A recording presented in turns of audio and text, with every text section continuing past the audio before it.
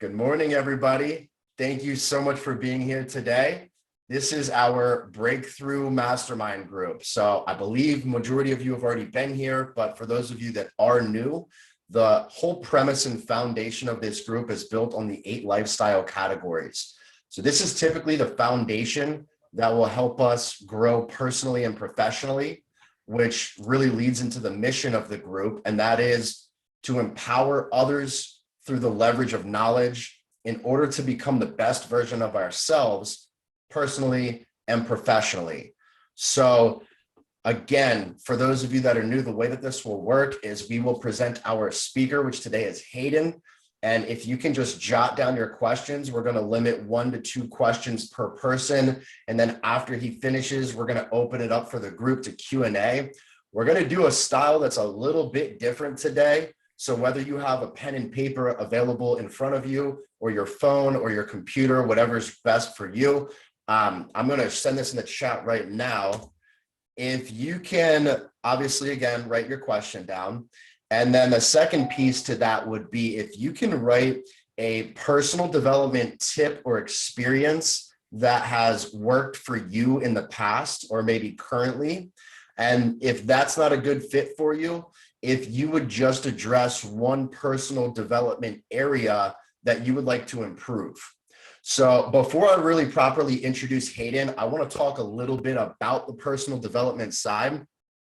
Personal development is critical. And again, I said this earlier, look, if you guys didn't believe in personal development, you wouldn't be here today. So this shows a level of commitment towards yourself, which is incredible. You know, ultimately, you don't get in life what you want, you get in life what you are. So I actually read this study last night and I thought this was really interesting to bring up. I call this the 2 E's. So they did a study with unsuccessful, quote unquote, unsuccessful people, and they found that that group of people primarily chose entertainment as their source of downtime. So in a group of successful people, I'm curious, what do you guys think the E was for the successful group?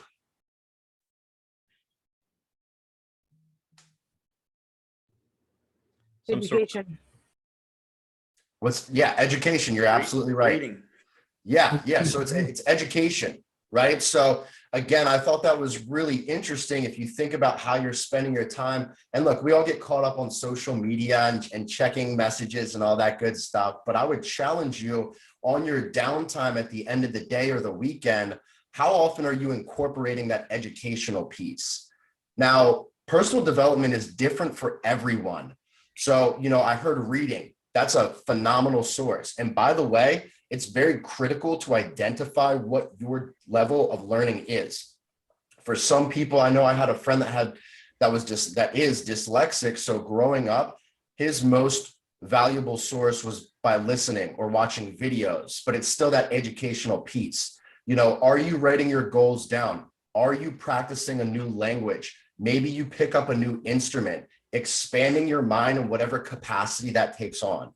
So the last piece that I want to give to you before I really set the stage for Hayden is that the beautiful difference between humans and animals, and there are many, but the primary one is the power of choice.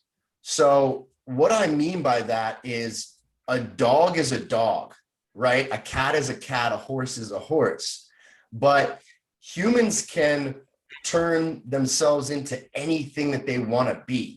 And they do this through the leverage of knowledge. You gain that knowledge by educating yourself.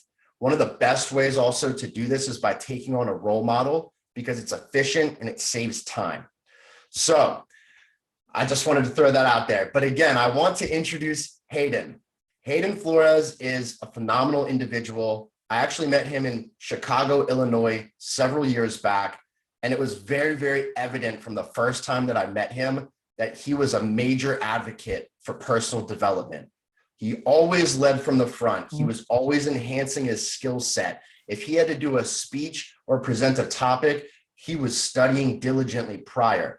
I know that and I don't want to steal your thunder, Hayden, but I know that he's been working through personal development for over 6 years now diligently. He does things like he runs marathons. He runs a book club. He also runs a spiritual group. So he's really expanding his mind and his impact for other people in the personal development realm every day, every week. So I've had the absolute privilege of becoming a close friend of Hayden, and I'm so grateful for your time today. Thank you again, everybody. Thank you, Hayden, and I'm going to pass the floor to you.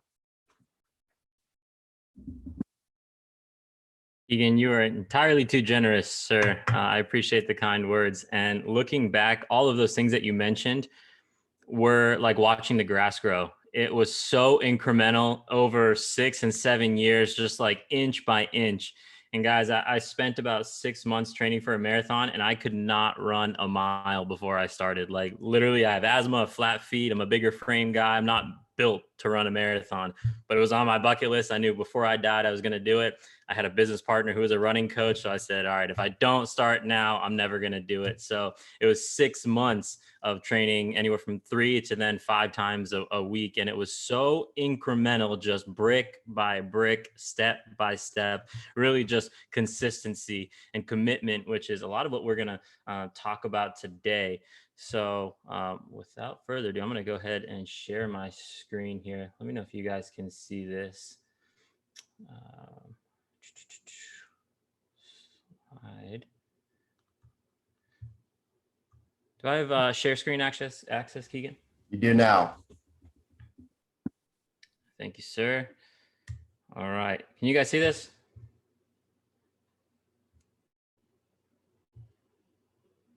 Yes. Do you see the screen? It just says personal development on the right. Is that correct? June 2021. Yep. Awesome. So I will say that I've also been preparing for a presentation at my new job. So didn't put much into the aesthetics of this. So don't judge me on that. At the end of the day, it'll be the meat and potatoes that you need, right? That'll be the 20% that gets you the 80% of results. I will also preface this by saying that none of this is really my original ideas, right? As Keegan's an avid reader, Brandon also mentioned that he's an avid reader, right? By the caliber of people that are in this group, I'm sure a lot of you guys have heard a lot of this information before, right? I'm just recycling it and repackaging it all together. So can't take credit for any of this, but hopefully it adds some value. So there's a gentleman named David Meltzer. Have anyone heard of him before? Inspirational speaker, super wise gentleman, owns a sports agency, I believe. 100 millionaire, right? And an old CEO of mine actually had the privilege of meeting him on a private jet. And David Meltzer introduced him to his life coach, Dr. Sahi. Dr. Sahi has PhDs in quantum physics, psychology, you name it. She is extremely well educated. And I had the privilege of getting a free session with her. Notice I said free because I cannot afford her. She's a genius. She's out of London. And she said, Hayden, I don't think that I know how life works and how the universe works. I've seen it play out too many times to where I know how it works. And the secret and the miracle is really commitment. What do you commit to and how hard do you commit to that? All right. The materialistic things, committing to owning that sports car, committing to getting that dream home, those are fleeting. That's materialistic, right? But instead, we want to focus on committing to who we want to be. Who do we want to become? Right. And I'm sure you guys have heard the concept of be, do, have, right? Who do you have to be? And then what can you do day after day to get closer to it? And then a year from now, what results will you have 5 years from now, 10 years from now? All right. Is this a similar concept to something you guys have heard before? Yes. Cool. See some heads. Awesome. So the first step with figuring out where you want to be is awareness and figuring out where you are now. All right. You can't get to where you're going unless you know where you're starting, right? It's the step one when you type something into your GPS is where do you want to leave from? And it's usually your location, right? So this is to figure out where you are now. So this is an exercise that I found called the Wheel of Life Assessment. So there's 8 life categories and you guys can edit this, right? There's nothing in stone, color outside the lines a little bit. And if you have an area in your life that is impactful for you that you consider in the top 8, change these out, right? So we have physical environment, your business and career, your finances, your health, your family and friends, your romance, your personal growth, and fun and recreation. Now, I personally switch out fun and recreation. I tie that to both my romance and my family and friends, because if I'm having fun, it's usually with the people that I love. So I usually change that one to my spirituality. Other people include their contribution. How are they serving? How are they giving back? Right. So once you draw that circle, you draw the lines down the middle of them, and you just rank each area 1 to 10. Where are you now? How satisfied are you in each area of your life? 10 being you wouldn't change a thing, you're completely content, as happy as can be, right? 1 is you got some things to work on, right? Once you've identified some of those key areas, and we're not going to go through it now, Keegan gave me a time slot that I got to fit into, right? So once you figure that out, it's figuring out where you want to be, right? Who you want to become. And I want you guys to identify 5 core areas. A lot of people recommend doing 3 on this, but again, I know the caliber of people that are on this call. I know you guys can handle 5. So pick 5 underperforming areas that you could stand to improve on. And then we're going to go from there. So I want you guys to watch a video thinking about where you are now, and the gap between where you want to be. It may seem like a mountain, right? It may seem a little strenuous, right? It may seem a little off in the distance. So I'm going to play this video. Let me know You're if probably you going got. to have to try it. Sorry? Let's see if we can hear it. Let me see here. This 1 year, my father. Yeah. Can you try sharing again and share computer audio? Just stop sharing and start sharing again. There's a little checkbox at the bottom that says share computer audio. Share sound. That work? Yeah, there you go. Joe, my man. Right. And he decided That. for whatever reason.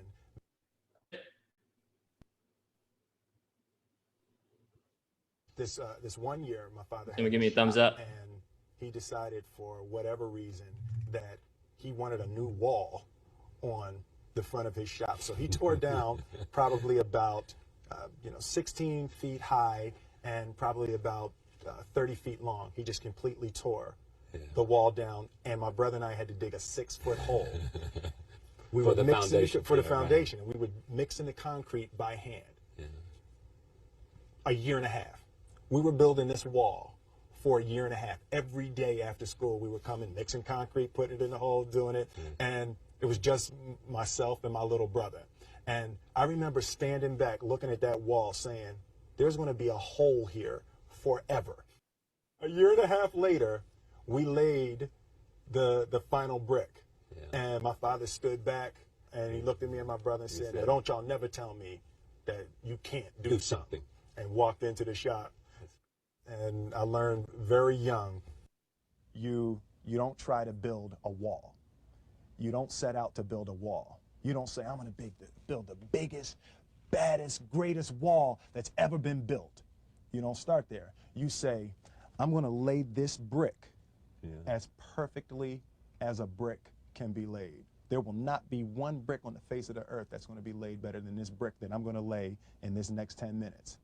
And you do that every single day. And soon you have a wall. And soon you have a wall. Yeah. And I think psychologically, the advantage that gives me over a lot of people that I have been in competition with in different situations is it's difficult to take the first step when you look how big the task is. The task is never huge to me. It's always one brick. Me too. I mean, it is amazing how people are paralyzed from doing anything. Absolutely. Because they can't. All right, guys. So I hope that puts into perspective the importance of the consistency factor, right? And the compound effect, right? So once you've identified 5 core areas where you want to change who you are and have determined what's that wall look like, right? Who do you want to be in that area of your life? Then we're going to figure out what's called our power hour. Now, this concept absolutely changed my life, right? What you're going to do is you're going to take those 5 areas and you're going to tie them to 5 key actions. Right? These are quantifiable actions that you can do every day. They're not obscure. It's not be healthier. It's not be happier. It's very binary, 1 or 0. I did it or I didn't. right?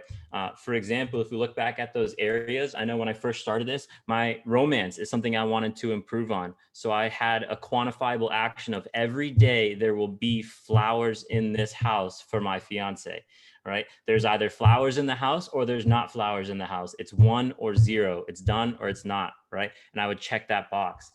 And this is something, guys, that you want to make extremely minimal so that you can do it every damn day. Before you go to bed, you can ask yourself, did I do those 5 actions? And if you haven't, you're able to knock them out in 10 minutes. Keep it so minimal. And this concept is what helped change was when I actually, very, counterintuitive, but I lowered the bar for myself. Now, I used to be an overweight guy, and I would go through phases where I would kill myself. I would do insanity in the morning and I would go weightlift in the evening. I would diet intensely, right? And I would drop 20, 30 pounds in a month, feel good about myself, and then let everything go to shit and start eating, ice cream, sweets, whatever it may be, stop working out completely because I had set my internal temperature to a certain weight. And once I got under that weight, it was uncomfortable for me. It was foreign to me. It wasn't associated to my identity. It wasn't who I had become. So I was going through high highs and low lows. It wasn't sustainable. It didn't give me sustainable results. So when I started getting sustainable results is when I lowered the bar for myself and just demanded the most minimum actions possible. Don't set out to work out an hour a day. Mine is I have to sweat every single day. So if I'm going to bed and I haven't sweat yet that day, I can drop and max out push-ups. And just like that, I'll break a sweat, check the box, and can try and go to bed. It's my own fault for getting it that late, right? Probably have a little trouble sleeping, but it is what it is. It's my fault, right? Don't set to read for 30 minutes a day. Set 1 page. Most of the time when you go to open that book and you start your 1 page, you're going to keep going. Momentum begets momentum, right? Momentum is the hardest thing to gain, but the easiest thing to lose, right? So just start 1 page, something so small, so quantifiable that you can do every single day and hold yourself to it. All right. I have, let me see here, another quick video for you guys that talks about this. This is David Meltzer and Ed Milet. If you guys aren't following these two, you're doing yourselves a disservice. There's all like the gurus, the coaches and all that out there. It's all recycled. It's all the same stuff. I'm sure you guys know. These two genuinely offer some unique wisdom and content that you can't really find in a lot of other places. So hopefully this volume works. No. Joe, what's going on, man? What do you got for me? I know you got to uncheck that box. Yeah, it's not letting me for whatever reason. It just keeps bringing me up. All right. Well, it's a good thing I've seen this enough times to relay what it says. All right. So it has the subtitles. So if you just play it, we can read it. So you just go back to the beginning. No, that's not as impactful. Let's run with it. All right. So essentially what he's getting at is that there's an exponentiating factor to the compound effect and consistency, right? So what happens is day 1, I read a page, it's X to the first. Day 2, I read a page, it's X to the second. Day 3, it's X to the third. And that's when you start to see an exponentiating consistency factor. Now, day 4, you go out with your friends, you get bombed at the bars, you wake up, you're too lazy, you skip your reading and you break that chain, right? So what happens is at the end of the month, people say, oh, I read so much more this month, but you broke the chain. You kept on restarting. You kept on going back to 0, as opposed to someone like Dave Meltzer is going to be X to the 30th, right? You compound that over years and you're going to get some pretty insane results. So what changed was going from 99% to 100%. When I made the switch from going from I'll do this routine on weekdays to I'll do it 7 days a week, everything started changing. Results started flooding in. It truly made a massive difference. I'm assuming this one's going to give me just as much trouble. Try refreshing the page. This is the last one I wanted to show you guys. Yeah, it just brings it up. It's all good. So he's talking about, again, lowering the bar, right? He's saying set a minimum to create consistency. So he was having trouble working out too. So he set his minimum as putting on his tennis shoes and tying them up, lacing them up and getting ready to go.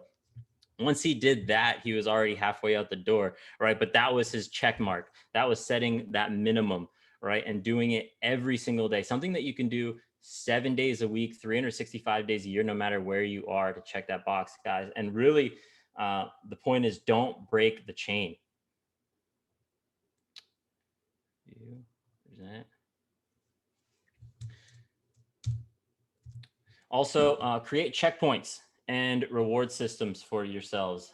That's just working towards any goal, right? You have to count the wins. You have to pride yourself. You have to have something that keeps you going, right? Atomic Habits talks about something has to be challenging enough for you, but you have to experience wins in it to keep you going, right? So set those checkpoints and have a reward system for when you hit 50 days, 100 days.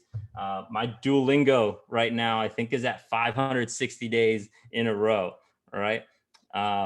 Have like checkpoints, have a tracker that you can hold yourself accountable to, right? So consistency is the key. When you commit to that process, focus on doing, don't overthink.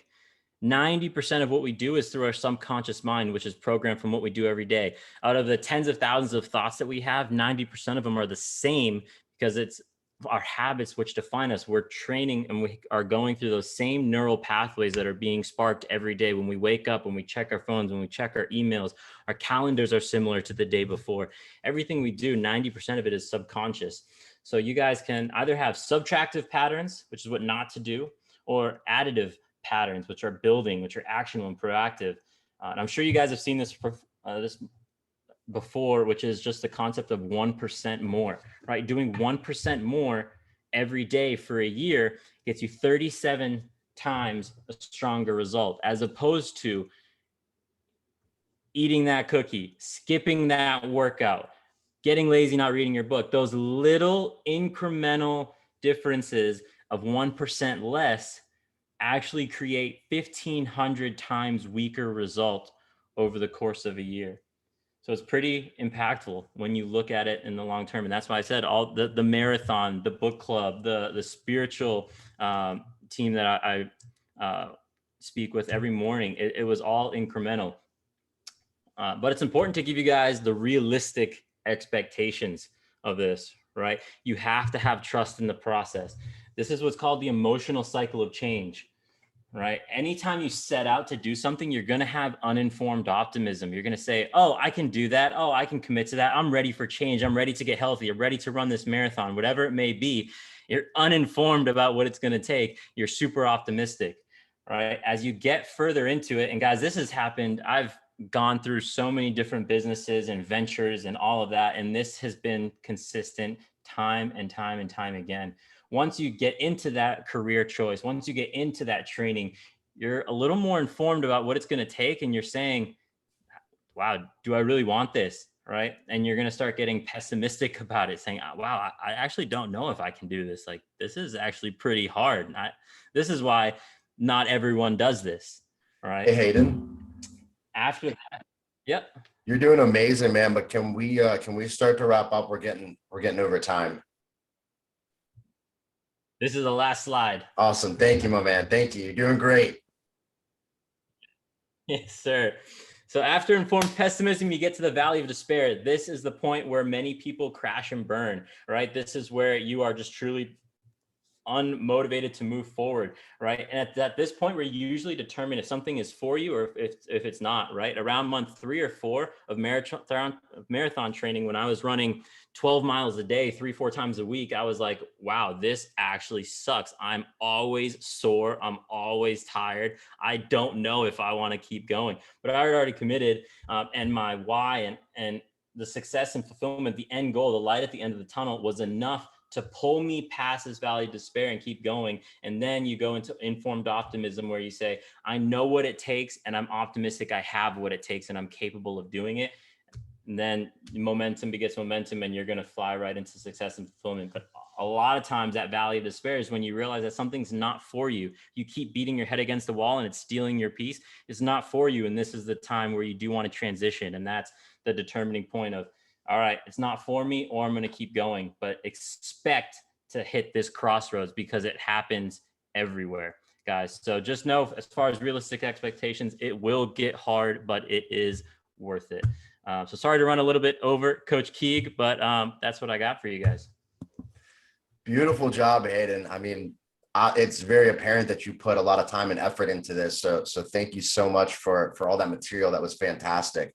I'm going to go ahead now and open the floor. So if anybody has questions, comments, experiences, tips, tricks that they've found to work for them, I would love to hear from you guys.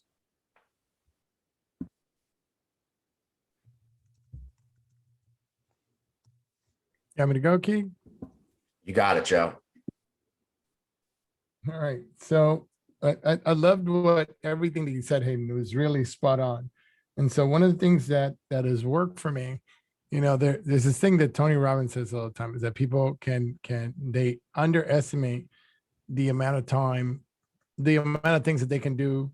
They overestimate the amount of things that they can do in a year and underestimate the amount of things that they can get done in a decade. Right. So I'll show you my thing here, right? Is that these are your bricks, like the bricks that Hayden was talking about is this 90-day goals. And so what I do for myself is I create the goals for the next 90 days. And then I'm thankful for the past 90 days, right? So in the past 90 days, I'm thankful for that I lost 5 pounds, that I have more time with my kids, I have more time with my wife, and I got 11 new clients, right?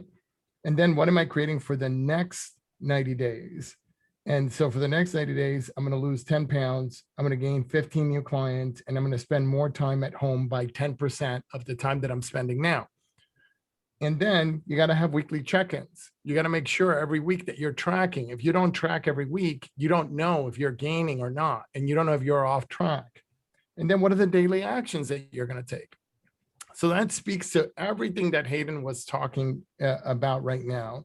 And I really like this thing that Will Smith said about the bricks, because these are your bricks. So you want to make sure that they're perfectly laid every day. And then you want to have those weekly check-ins. Make sure that you're tracking, because the thing that will kill you, and Hayden talked about this, is when you go off track. But what'll kill you even more, it'll kill you deader, is when you don't track and you don't know that you're off track. So it goes back to Hayden's point of awareness, is that you have to be aware. And the only way you're going to be aware is if you're taking the daily actions, and the daily actions are that brick. Boom, boom, you're laying it down. And then the weekly check-ins is you look at the wall and you say, yep, the wall's still straight, right? And then that's going to get you to your 90-day goals. So that's all I got, Keeg. Beautiful. I love that, Joe. I love that. That was a great piggyback. I mean, I think you guys did a great job collaborating ahead of time. I know that you guys planned this speech out, so good job there. So one thing that I really like to bring up, and this kind of goes off one of the things that Hayden was mentioning in his graph. And just side note, if Joe, if you would be open to sharing that in the Slack, and Hayden, the same thing for you, if you could share any of that information in the Slack, I would love to review some of these things that you guys have mentioned. But one of the stories that comes to mind is the Lakers team in 1954. And look, I'm not really a sports guy, but they basically won the championship, right? And this is an NBA team. They won the championship, and the coach came to them and said, hey guys, can everybody just improve by 1%, just 1% in 5 categories? And that's like, the steals or the rebounds or the shots or whatever that looked like. And everybody's like, 1% in a season? Yeah, no problem. So what happened is the average percentage increase was actually 5% per person, and the team overall increased their percentage by 60. They were underdogs before they even entered the season. They won the championship. So again, that goes back to that compound effect that Hayden was mentioning. And it's, if you just take those small percents, and just like Joe had said, you have that daily plan and that way to track, you've got to track the goals, right? So look, guys, I know we've got a lot of brilliant people on here. I would love to hear, again, either a tip, a trick, an experience, or one area of personal development that you would like to work on. So I'm just going to do a little bit of hot potato here. So Mark, I'd love to hear some of your thoughts in terms of trick, tip, or one area of development. Yeah, two quick ones. One of them is one that I've found to be quite helpful, and it's everyone can do it. It's just 1 through 5. So anytime that there's a task or anything, whether it's getting up out of bed or doing anything else, just start counting down. So if you're thinking about not doing something, just go 5, 4, 3, 2, 1, and then you got to go do it. And then there are so many things about goal setting that are out there in so many different directions, and that can get a lot of people lost. But there's a foundation, no matter what goal method that I've found that you've particularly are drawn towards. The basis for all goals to be reached are, like they had mentioned, the daily actions, which I label as habits. So, setting goals is great, but you have to focus on the daily habits that allow you to reach those goals. And so if you're constantly doing those habits, like Hayden had said, as far as improving those one or each area, like the Lakers did with what Keegan had mentioned, that 1%, it's those habits that allow you to improve yourself to reach those goals. And then you're underestimating what you actually will achieve if you continue to increase those habits and improve those. So. Beautiful. Thank you, Mark. I love that. And I love that technique. I call that the NASA technique, where you basically do the 5, 4, 3, 2, 1. You can just imagine that you've got a crew of NASA guys standing around you, guys and gals, and the ship's about to take off, and then boom, you create that action. So I love that, by the way. Whitney, I'd love to hear some from you. Again, a tip, an experience, or maybe one area that you would like to work on. Sure, I'd love to ask a question. So doing this for ourselves, going through this, our own transformation is one thing, but coaching others through this transformation process is something else. So other than explaining the process to them and warning them in the beginning, what are some tips on how to hold them accountable and help them to stick through the program and not give up when it gets hard? That's a great question, Whitney. So I know that several people on here could answer this question as well. I would like to reference what Tony Robbins says. And I think that the two big steps, and again, there's a difference between neuro-linguistic programming, and Tony Robbins calls this neuro-associative conditioning, because when you think of programming, that is like a program, right? Like a computer or something like that. But we want to transfer that into conditioning. So specifically, the first thing is change the standards, raise the standards. And the second part of that is the belief system. So identify and eliminate the limiting beliefs, right? The beautiful thing about the belief system is that you can create any belief system. And typically those are developed through our experiences and how we attribute those experiences to that emotional side. So the pain and the pleasure. So to answer your question directly, when we're talking about working with people from a coaching perspective, I think that you really have to identify, and I'm going to reference back to the wheel that Hayden mentioned. And again, that's kind of the foundation of this whole mastermind group. You've got to have a particular goal for each of these categories, right? It's got to be a very clear, defined, succinct goal. You can't just say, I want to have more money. That's not powerful enough. That doesn't drive somebody. It's got to be so clearly defined that, hey, I want to have $30,000 in my Wells Fargo savings account by August 1st. I will acquire this by this avenue, this avenue, this avenue. And then you move forward. So when you're talking about the accountability and when you're talking about working with a coachee, the real change comes from within. You have to have a role model to help propel and push you into those actions and maybe bring that perspective. But at the end of the day, we've got to find ways individually. So you really have to go back to one of the things that Hayden was mentioning. And I really like the BJ Fogg model. I think that's one of the easiest to follow. And that essentially comes down to motivation, triggers, and ability. So the ability is quite simple. If you have legs, you can run, right? You have the ability to do so. And with advanced technology, even people that don't have legs can get prosthetic legs, just as an example. The second component, again, is that motivation piece. And that's really where coaches come in, right, Whitney? So when we're talking about the motivation piece, we've got to provide that motivation, but also give them tools to be able to motivate themselves independently. And then the third is what I like to use as a question series to identify and create that trigger system. So specifically what I mean is, again, back to that reference when he talked about working out and the power of that, you create a trigger that works for you. So what are some of those? Well, again, 5 sensory acuities. If you're a visual person, you put shoes by the door. Every time you come in and out of that door, now you see those shoes and you say, man, I gotta go. I know that this is what I'm supposed to do today. Maybe you're auditory and maybe you set up an echo or a dot or whatever that is to allow you to hear it. So whatever that looks like. So again, back to the root of your question, Whitney, I think it really comes down to all those parameters. Does that help at all? Yeah, thank you. Absolutely. I think also one of the things that I see is that the person has to want it, right? So that you could want something for somebody, but if you want it more than they want it, it's not going to happen. So the thing that has to get clear for them is whether this is what they want or not, right? And so that's the first conversation to have, is to bring clarity to what are their goals and outcomes, right? And to keep getting that clear and getting that clear and getting that clear so that then that person themselves can go, yes, that's what I want, but not because you said.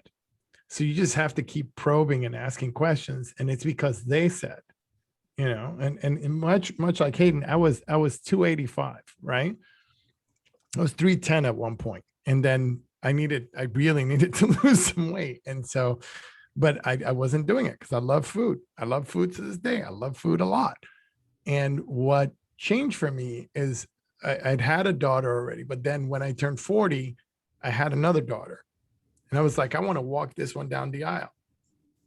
And you know, 110 pounds later, it was like, holy moly. Yeah, that I had a different reason, right? And so when you get clear about what that thing is, and you'll do it yourself. Nobody can do it for you. You know, when you're a coach, you got to be careful not to carry somebody else's backpack. They have to carry their own backpack. And so that's really the thing, is to keep reminding them of that. Joe, I hope that's useful. Yeah. Joe, my question for you was going to be, what are some common characteristics of people that want it bad enough that are then in a position to take action? Then you mentioned your wife was walking your daughter down the aisle. So your why was outside of yourself and attached to someone else. Yeah. Are there other like characteristics behind like a strong wanting to do something? What else compels someone to want it bad enough? Well, it all depends on that person, right?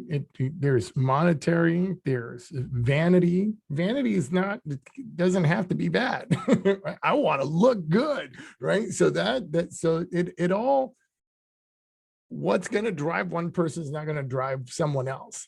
The thing to do, and everybody has something that will drive them. So there's not like somebody has more or less. The thing is discovering that person's why, and they may not see it themselves, which is the thing that's going to hold them back. The thing that's going to hold them back is that it's hidden from their view. They don't know what they want. So that's the conversation to have first as a coach, and even with yourself, is what is it that's really going to have me live the life that I want, right? And then that's gonna get you, and you have to keep doing things like this and educating yourself and hanging out with Keegan and, you know, hiring him and all that stuff. Thank you, Joe. That was beautiful. Yeah, and again, my big takeaway from what Joe just said is having that why, and then from a coaching perspective, asking the right questions so that people can bring that out. Because again, sometimes we have a big why, like walking our daughter down the aisle for her wedding, but we don't exactly know how to identify that independently. And sometimes it just brings another source to bring that information to the light.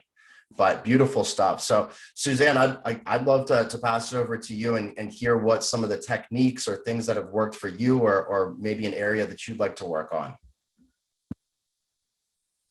Sure. So I have a group that I started. It's called Decision Leaders. So it's a similar mastermind group, and it's accountability.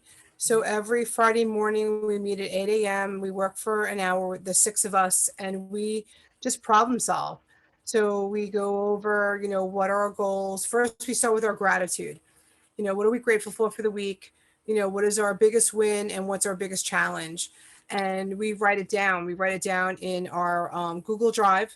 So, we have to look at it. We have to face it. And then, we mastermind it out. And then we hold ourselves accountable. So we say to ourselves, okay, what's our goal for the month? What do we want to achieve? Do we want to have, five, clients for the month? And then we go after how are we going to achieve it? Who do we want to talk to? And then what are we going to say when we, meet that person? So if we say, and just our BHAG, a big hairy goal, audacious goal. So let's say, I said, oh, I want to meet, the CEO of Apple. I don't know who that is. And then someone says, oh, well, that's, Tim Cook. Oh, okay, great. Well, I know Tim Cook. Well, what do you say when you meet Tim Cook? Well, I don't know. Right. So that's not a good answer. So we would, mastermind it out. So that's what we do.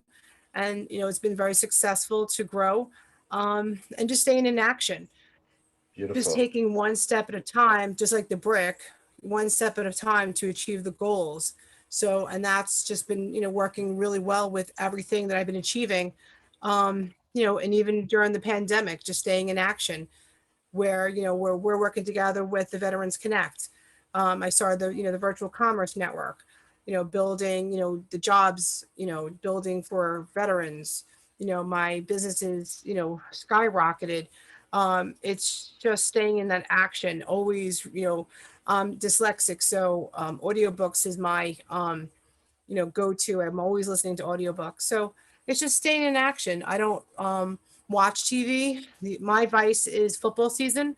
So when football's on, that's when I, kind of, use that for entertainment. But for the rest of the year, I don't watch TV. So that's what I do. Beautiful.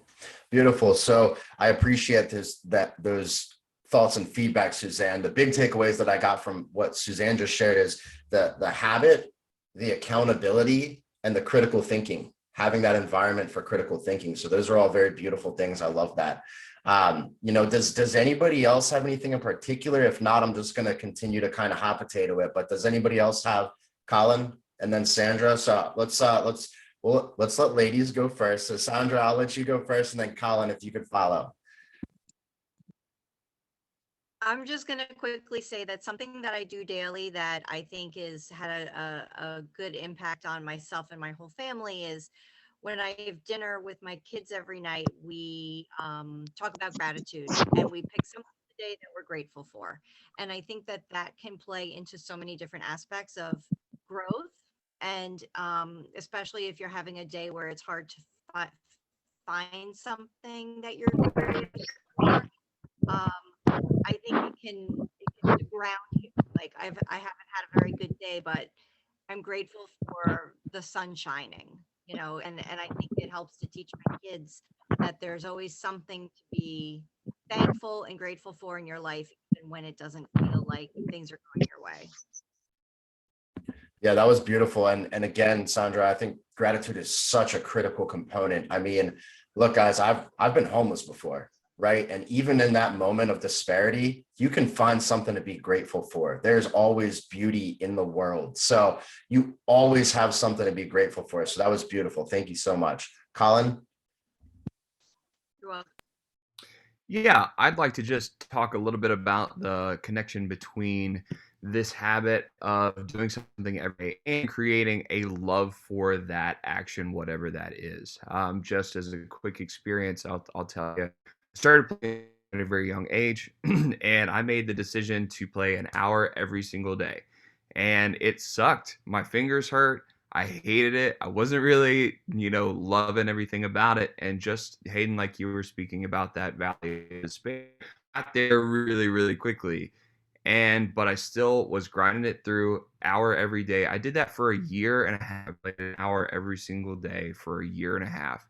And after that, I started being put on stage. I started writing music, and I started getting a lot of success with that avenue. And so, through that process, that not only did I, push through and succeed in that venture, but it created an instant love of that activity inside me as well. So whatever that action is, and I firmly believe if you do something every day, just like Hayden was talking about, it will create a love for it. You will get used to it, and you will actually enjoy it and need it sometimes. Nowadays I need to play guitar every day. That is a need for me rather than something that I feel like I have to do. And I know Keegan has had the same experience with working out, lifting weights. He pushed through that when he was a little kid in high school. And then now I know, just from being around him a lot, he has to go to the gym every day, and he loves it, and it's part of his life and his thing. So, I just think that anything that you can latch onto and do every day, you're going to end up loving it, and it's going to end up being a huge part of your life. Beautiful, beautiful, Colin. So again, I think that brings up two really big points: is that standard for yourself and the habit. So I love those. So Alvaro and Skip, I would love to hear from one of you guys. Again, the premise right now is to either share an experience or a tip in personal development, or one area that you believe you would like to spend more time personally developing. Okay, I'll go. Thanks. Good morning. How's everyone? One of the things that I do every morning for is making it happen. I just heard the gentleman, was it Colin, talking about playing the guitar. My guitar's in the shop. I would play it today, but it's getting surgery today. So, but one of the things I do every day, which I just started back doing this morning, I have on my notepad on my phone, my affirmations every morning. When I get out of bed, I thank God, and when I go in the bathroom, I have tons of Audible books on my cell phone. I listen to that every morning, the affirmations, or someone, Les Brown, Tony Robbins, or whomever, John T. Maxwell, myself. And today I just started back journaling every morning, 5 different affirmations of everything that I have. I'm speaking into existence. Not wanting to have them, but I have them now, putting them in my mind. So, and I was talking to, I don't know if I was talking to Suzanne yesterday. I was telling someone about it in reference to practice. When people speak to us, they say it's easy for us it's easy for you, Skip, to think positive. It wasn't always easy. I had to practice every day. And that my practicing is my affirmations, my listening to the books, audio books, looking at my vision board that I'm looking at right now, all my things that I have on my wall every day. So I do that every single day, every morning. And because I enjoy doing it, I have to do it. If, so to speak, that keeps me out in front of the pack, it avoids me from being involved with the rat race. So I have to do that every morning. So that's part of what I do. Beautiful, Skip. I love that. And again, guys, I hope you're starting to see that there's a trend here, right? That daily, whatever that is for you, everybody's going to have a different avenue for the personal development. You just have to do it daily. And it doesn't have to be the massive brick wall. It's just that one brick at a time, those baby steps, those small actions. Guys, we only have about 7 minutes left, so I'm not going to put anybody else on the spot, but I do want to open it up. I know that Marlene, Brandon, Ashley, Phil, Ari, Alvaro, you guys haven't had a chance to speak. I know Brandon just raised his hand, but if anybody else would like to speak, definitely use the last few minutes now. So I'll let Brandon go first and then Alvaro. Yeah, so, first and foremost, Hayden, I thought it was a fantastic presentation. Through some of the reading that I've done, as you had alluded to, there was a lot of similarities and overlap. But one of the things that I do for personal development is I take cold showers for 4 months out of the year. So whenever there's a new season, I take a cold shower. So June, for example, is the first month of summertime. So right now I've been taking cold showers, and it's just an example of the power of consistency. When you initially start, it's very hard, right? Like on June 1st, when I take that cold shower for, the entire month of June, it's extremely hard. Now, like it's June 24th now, it's extreme, or I don't want to say that it's extremely easy, but it's much easier than when I started on June 1st. So that's an example. Another thing is that I don't use social media on the weekend. If I do, it'll just be answering a message on like LinkedIn, for example, because social media is what I would define as an infinity pool, right? There's no end. You can keep scrolling, you can keep liking, commenting, and you get so absorbed that you can spend hours without really noticing it. So those were just two examples, but overall, fantastic presentation.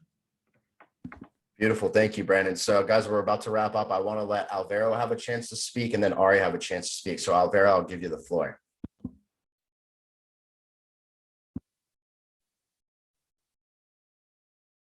I think you're muted. There we go.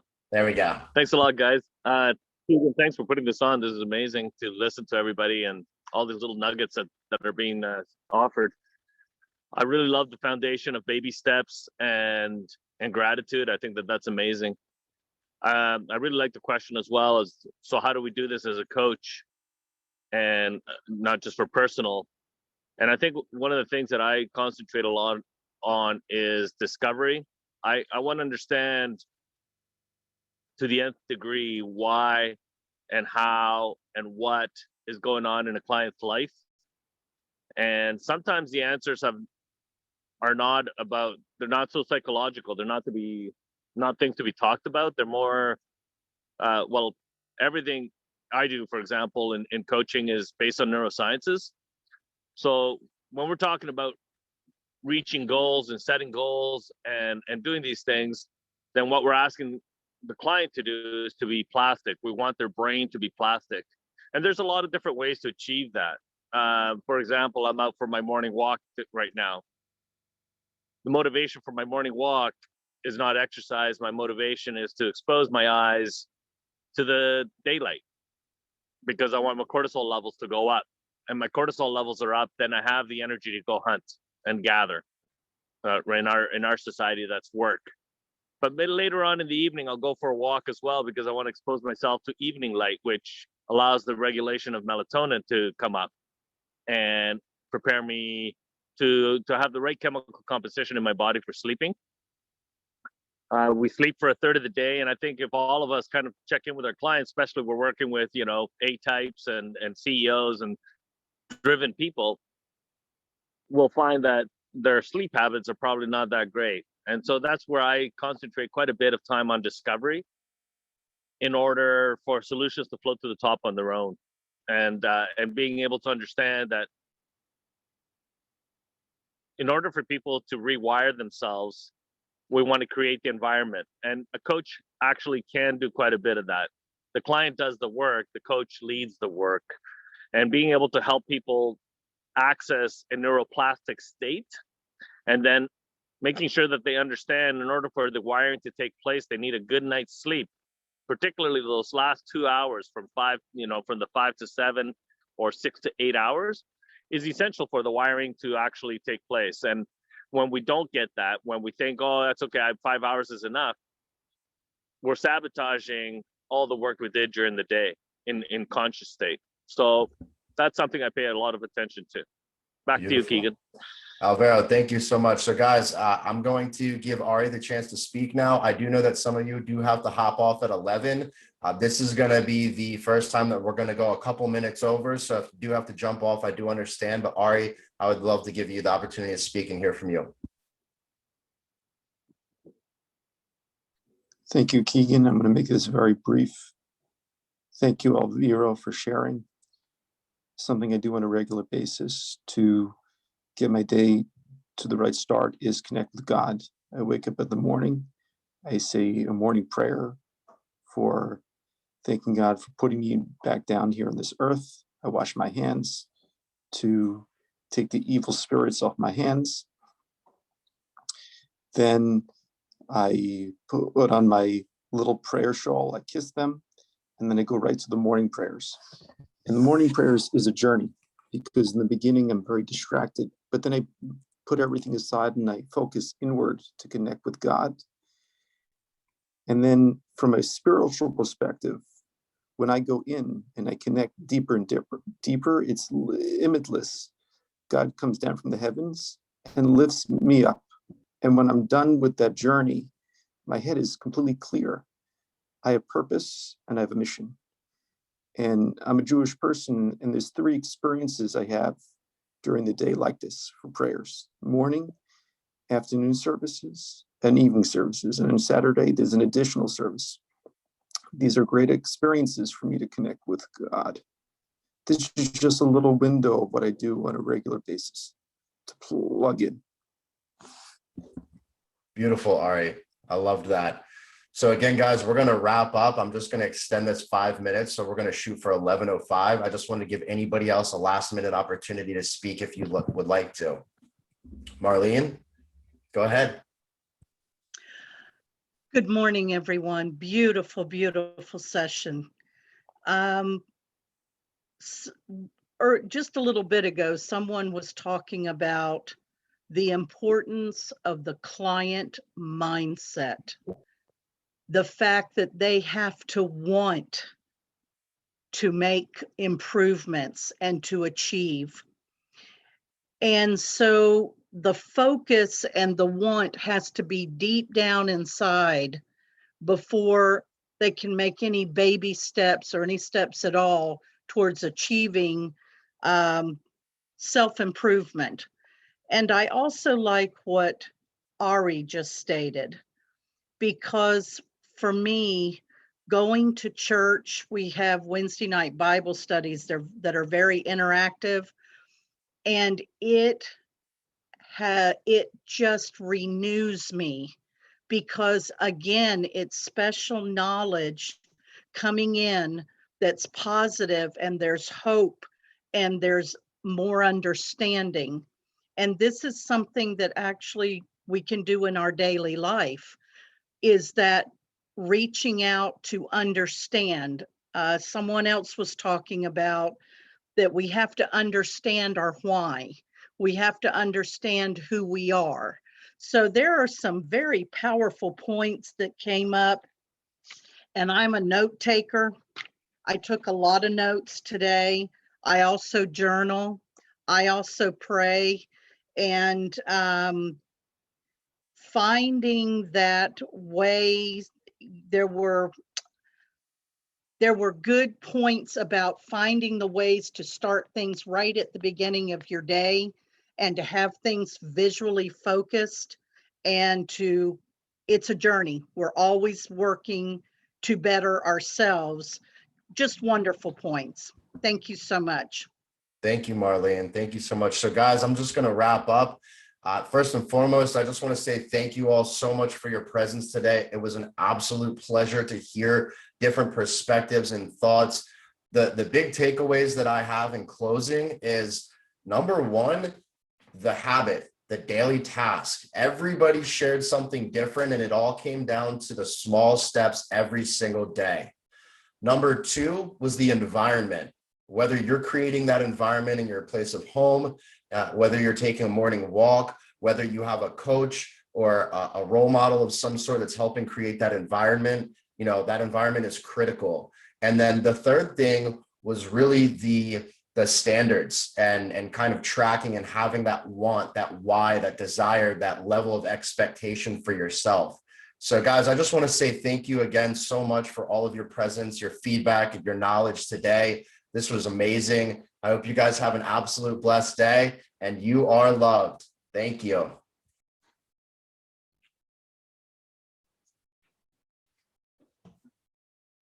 Thank you, Keegan. Thanks, Keegan. Have a great day, everyone. You too, Skip. Thank you. Enjoy your day, folks. Thank you.